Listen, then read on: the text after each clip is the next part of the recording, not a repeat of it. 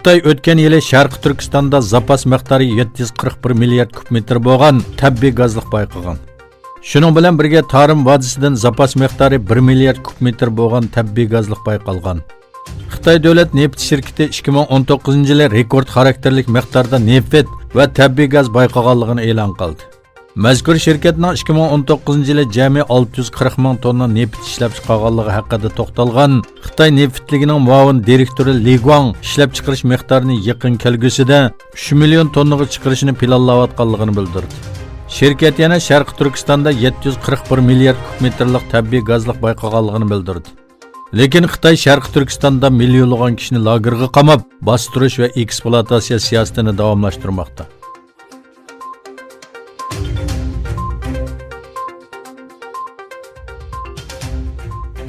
Türkiye'nin Afyon Qarahisar şəhərdə ommaviy tashkilot vakillari Sharqi Turkistonda yuz berayotgan bostirishlarga diqqatni tortish uchun bir yurak nomli faoliyat o'tkazdi.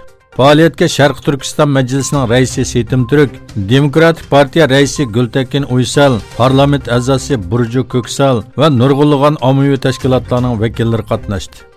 Shuning bilan birga İstanbul Kadikoydagi Rextim maydoniga jam bo'lgan motosikletchilar Xitoyning Sharqi Turkistondagi zulm siyosatiga qarshi namoyish o'tkazdi. Turkiya motosiklet munbiri nomidan e'lon qilingan bayonotda Uyg'ur musulmonlari turli kishilik huquq tajovuzchiliklarga va diniy bostirishlarga duch kelmoqda. Har fursatda bu fojia anglitilishi va aslatilishi lozim. Biz Sharqi Turkistonlik Uyg'ur qarindoshlarimizning yanida deyildi.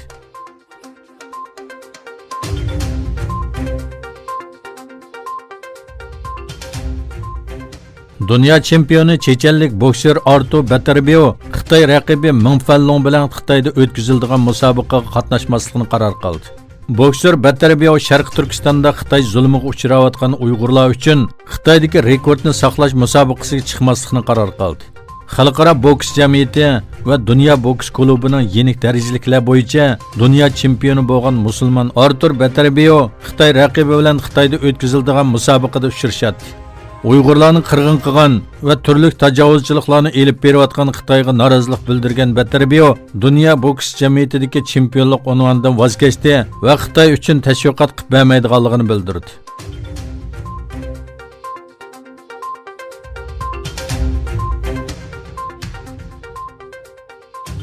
Xitoyda sababi texi bilinmagan, lekin alomatlari tipik bo'lmagan o'pka yallig'i yana SARSga o'xshab ketadigan bir xil nafas yo'l kesili bilan yuqumlanganlarning soni 59 ga yetdi. Yerlik doiralar bo'lsa, Wuhan shahrida necha 10 kishida ko'rilgan bu kasallikning SARS emasligini bildirdi. Wuhan sahiyat tarmoqlari bu xil kasal bilan yuqumlanganlarning sonining 59 ga yetganligini uqtirdi. Bayonotda kasallarning davolanayotganligi, bulardan 7 kishining ahvolining og'ir ekanligi bildirildi. SARS kesili 2003-yili Xitoyda 349, Hong Kongda 299 kishining o'limiga sabab bo'lgan.